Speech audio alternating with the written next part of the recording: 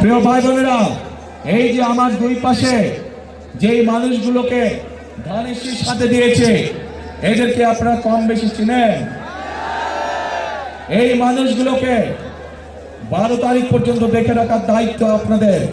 ইনশাআল্লাহ 13 তারিখে ধানের শীষের সরকার গঠিত হলে 13 তারিখ থেকে এই মানুষগুলো আপনার এলাকার উন্নয়ন, আপনার সমস্যা, সুবিধা অসুবিধা সবকিছু দায় দায়িত্ব তাদের। আপনাদের হাতে তাহলে আমি এই মানুষগুলোকে ছেড়ে দিয়ে দিলাম ইনশাআল্লাহ।